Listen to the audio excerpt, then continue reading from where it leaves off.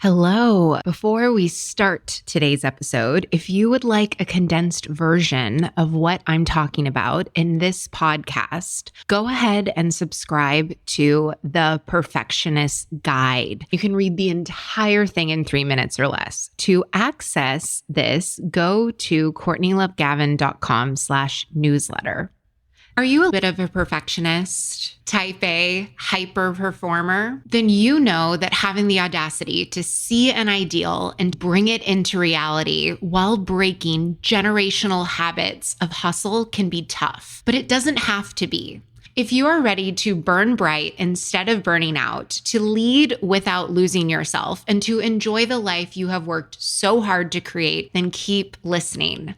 I'm your host, America's leader on rewiring perfectionism, CLG, and this is Perfectionism Rewired, the podcast. Welcome to Perfectionism Rewired.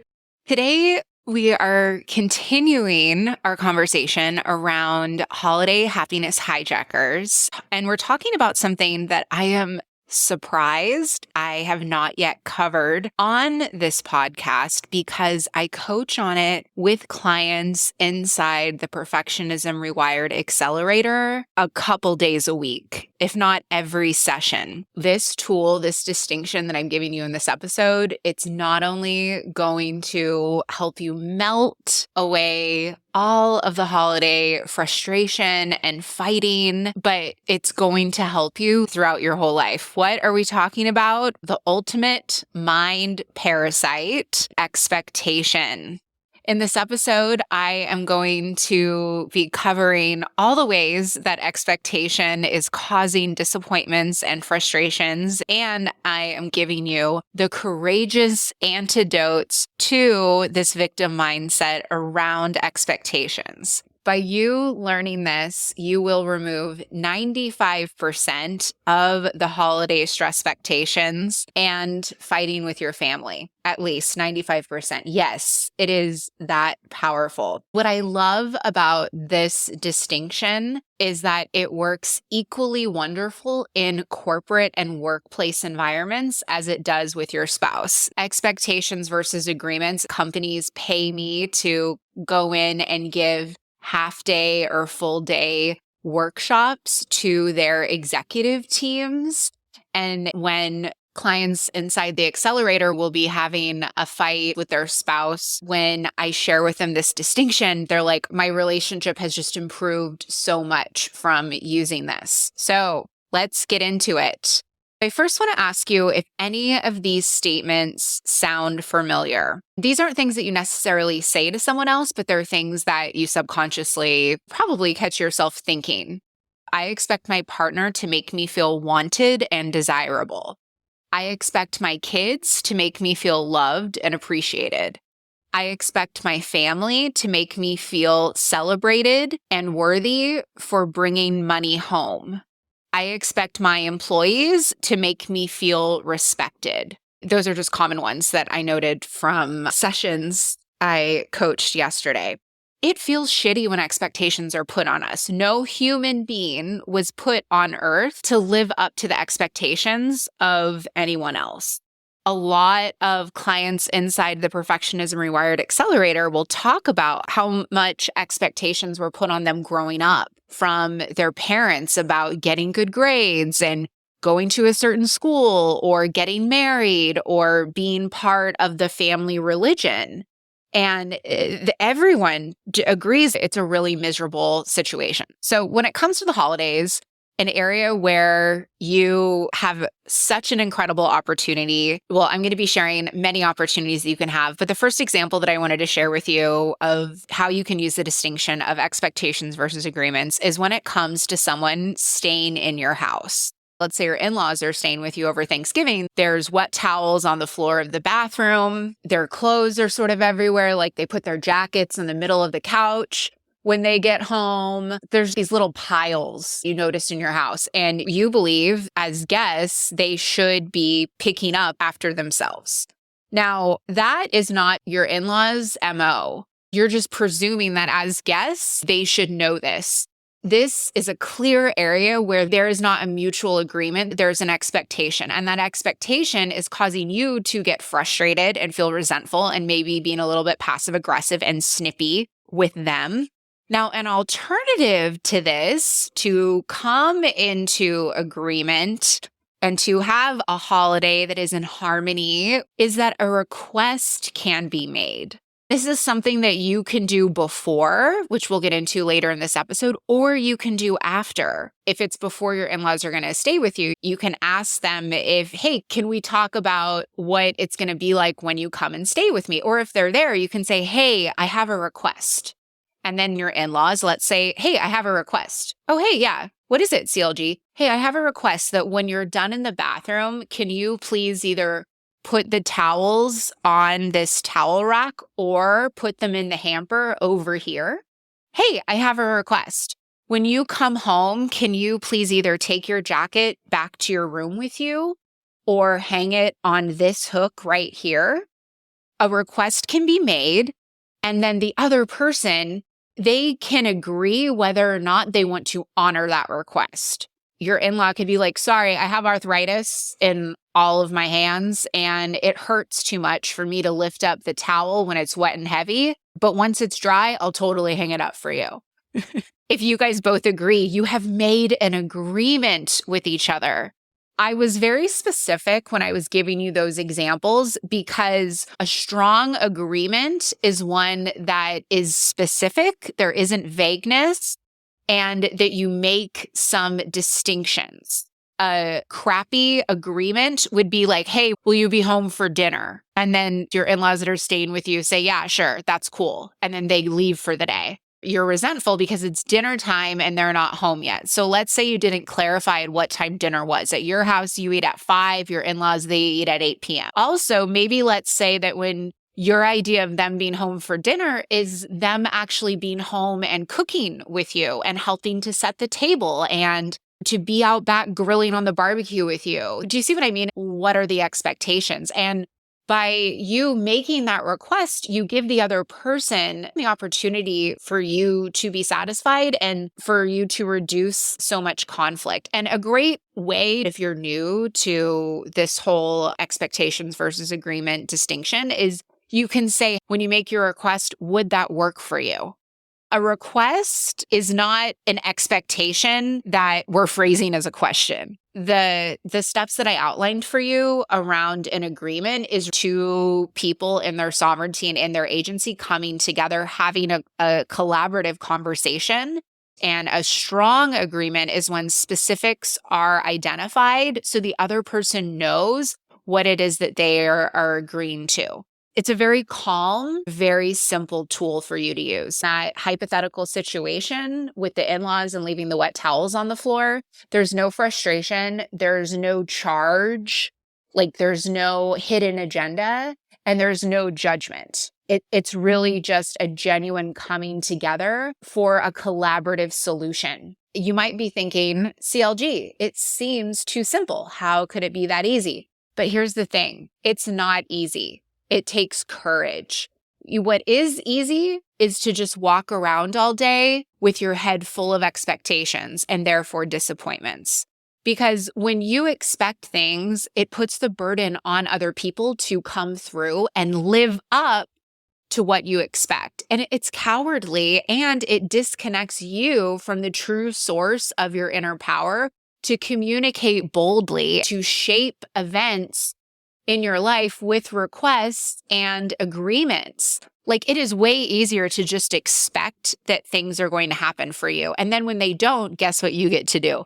You get to indulge in anger and frustration and disappointment and martyrdom and bitterness about how people are letting you down. I think Byron Katie put it best when she said that sadness is a tantrum. It's a rejection of what is and a childish strike against reality. The cool part about not having expectations is that when you have expectations of your spouse, your employees, or even of yourself, there's only two things that can happen.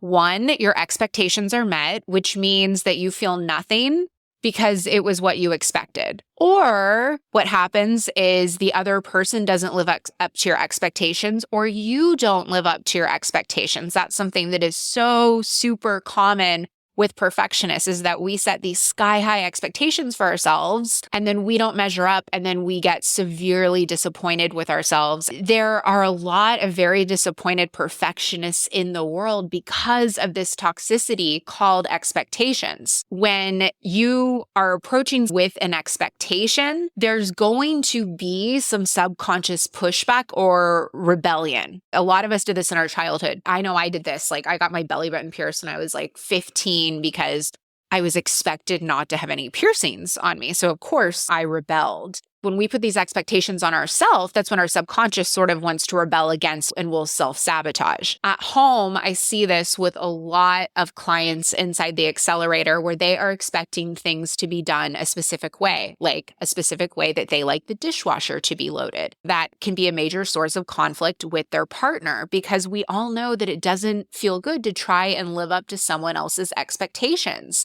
It can feel like a demand that is put on you, and that's a lot of pressure to put on someone. When you move from expectations to agreements, when you decide to use this distinction, you are taking an active role and being responsible for your own feelings. You are no longer emotionally outsourcing like we covered in episode 165. A question that I get a lot is, well, CLG, how is it possible to have no expectations of people that you care so much about? And especially with the holidays, like Thanksgiving and Christmas and Hanukkah, those are my favorites. Is it possible? Yes, it is possible. Clients inside the Perfectionism Rewired Accelerator have learned to do this, and you can too. You can learn how to go home, to walk into your house, and to be carrying absolutely no expectations of anyone in your home. When you have no expectations, the only thing that's possible is a fresh adventure. You get to have continuous surprise and delight. If your partner does something kind for you, that's just a nice surprise. If your partner says something that's super appreciative and you didn't expect anything, then you are living in pure delight. Now, on the other side, if your partner says something rude, it doesn't floor you. It doesn't sting, because you didn't expect anything. And it is way easier for you to get to neutral if you actually start in neutral because you're already there. What most perfectionists and type A people do is they spend most of their emotional lives fighting to get from I'm upset, I'm bothered, I'm agitated, to get back down to neutral so they can actually have a civil conversation with someone. It is much easier to be accepting of others when you begin with acceptance. And acceptance begins when you are free of expectations.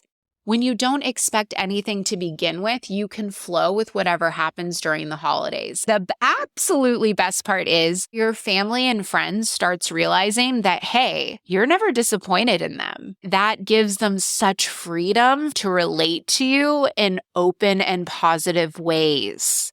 For yourself, the beauty of shifting away from expectations is that you shift away from being at the mercy and at the effect of everyone else. You get to be in charge of your own happiness, of your own prosperity, of your inner peace, of your personal energy. You get to be in charge again. But what happens if you set an agreement with someone and they're not holding up their end of the bargain?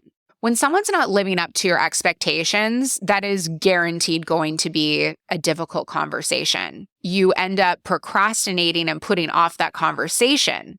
If I'm checking in with you on how our agreement is doing because it doesn't seem to be working, that's a much smoother conversation because you're not making the other person wrong. You're not saying, why aren't you doing this? You're going into that and you're being curious and you're saying, hey, why is our agreement not holding up? Like with the in-laws, it's like, hey, what's happening here? You're leading with curiosity instead of contempt. And you're saying, what's the missing piece here that you and I together get to fix? It eliminates the blame and it eliminates you procrastinating those difficult conversations because they're no longer difficult anymore. The 3 areas to look at to see where you have some expectations that you can convert into agreements is expectations, one, that you have of other people. Do you have expectations of guests that are staying at your house? Do you have expectations of your spouse watching the kids so that you can go to your perfectionism coaching sessions? Do you have expectations of your children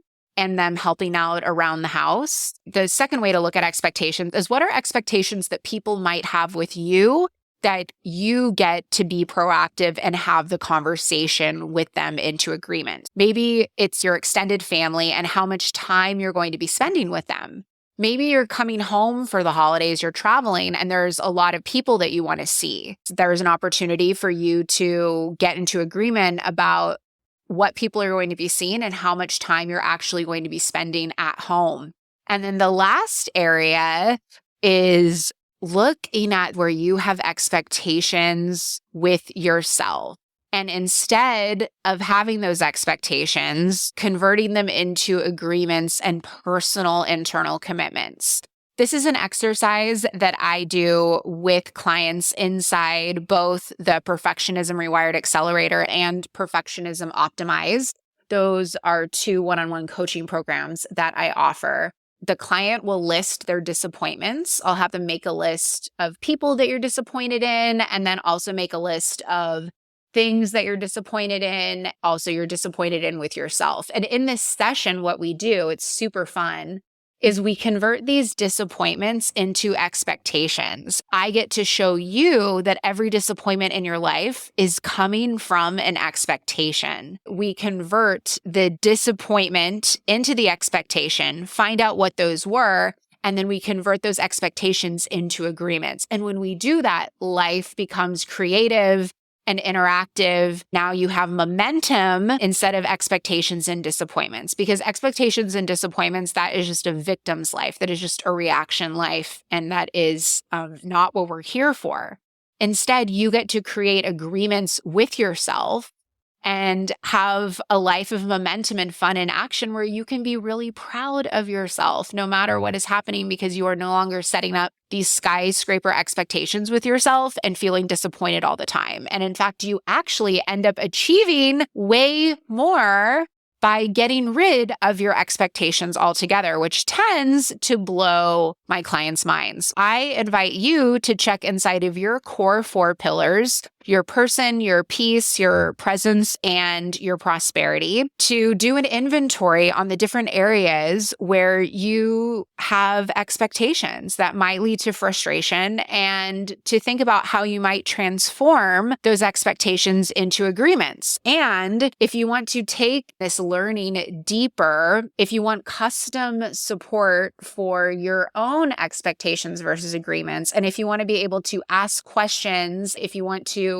be able to remove some of the obstacles in the way that listening to the podcast on its own doesn't do for you, then you can always join us inside the Perfectionism Rewired Accelerator. All you need to do to join is to go to CourtneyLoveGavin.com/accelerator, and you can get started.